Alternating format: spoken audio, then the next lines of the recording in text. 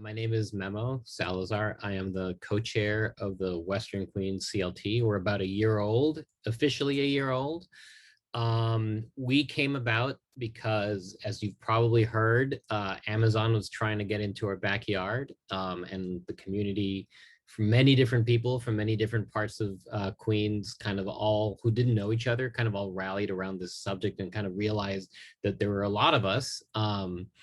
And when Amazon was defeated, which was, we were all sort of in shock that it actually happened. We kind of looked at it around and said, well, now what? Like, well, how do we prevent the next version of this from happening? And especially in LIC, which is prime real estate, as you know, the fastest growing development chunk of land in the whole country. And so specifically that building that Cuomo was going to give away, we were like, how do we protect this building? And so we got together and started meeting different groups of people, inviting each other, finding speakers and experts, and just informally trying to figure out what to do. If you see that map, that's the Annabelle Basin, which is still very much a hot commodity, and there are still plans in development now for developing that. The four red zones that you see are 4 public parcels of land. And there's very little public land left in Queens. There's like very little. Most of it has been given away to developers to build luxury high rises and other things. And this is it. This is not it, but this is it for this little area here. And so the Department of Education has this huge building, which is the large chunk that you can see there on the map. That land was going to be given to Amazon. They were going to build their headquarters right there. And so we were trying to figure out how to prevent that from happening to whatever future giant corporate entity wanted to take that space.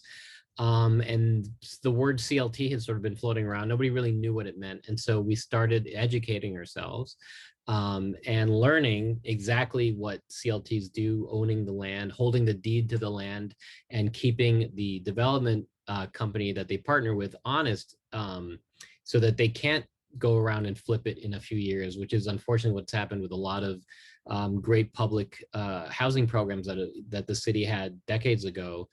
There was nothing really preventing the people on that land to then just turn around and say, you know what, we're going to now just turn this into market rate housing, and the affordability disappears.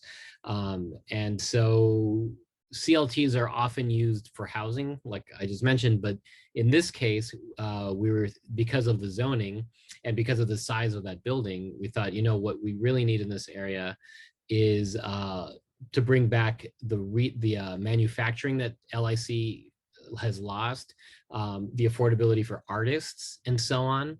And so as we started looking at this sort of space, we realized the community had many needs that go beyond housing that could be answered by this building. And so this is a sort of a visioning that we have. We thought, well, why not have a rooftop farm? And why not, there are a lot of street vendors that have been displaced. Why not give them a place for their push carts and a shared commissary kitchen for them to prepare their food, because they need commercial kitchen space to be able to do that? And why not have a food co-op?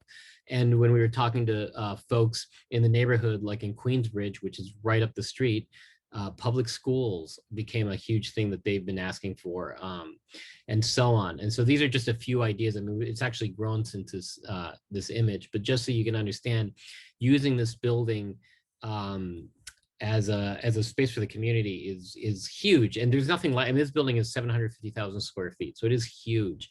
And there's, you're not going to find many buildings like this in New York City. And so bringing it back into the hands of the community is something that a CLT is perfect for. And this kind of idea all over the city, even if it's in smaller buildings, can really help a lot, especially post-COVID, where so many businesses have gone out of businesses and are boarded up or in huge debt.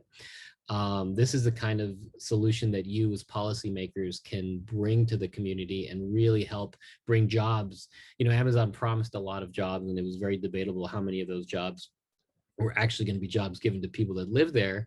But something like this that opens it up to local business people is definitely a job creating opportunity for everybody.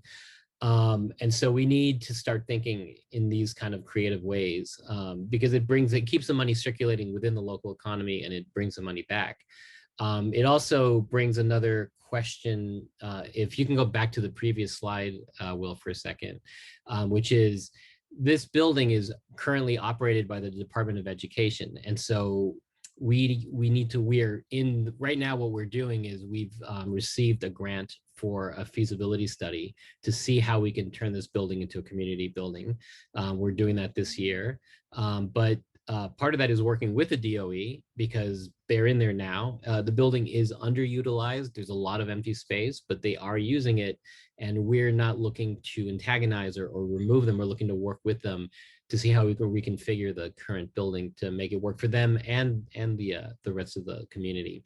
And so if you look at these 4 spaces, it also brings up the question of like looking at the area holistically. So across the street, there's a Department of Transportation building that is sort of also up in the air.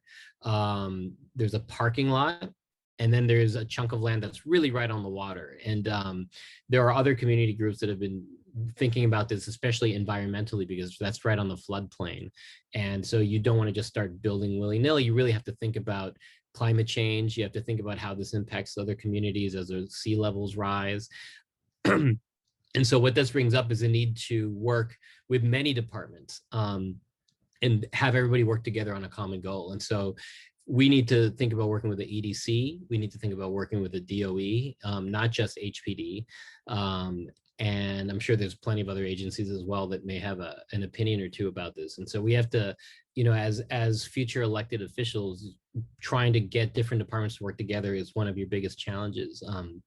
As you know, the bureaucracy can be mind-numbing. And so finding ways to break through that is really essential for CLTs. And so we're just starting this process in our, but we look forward to working with you to that kind of a thing in the future, because this will not be a one-year project. Obviously, if this happens, it's going to be many years. And so some of you out there will be directly involved in this.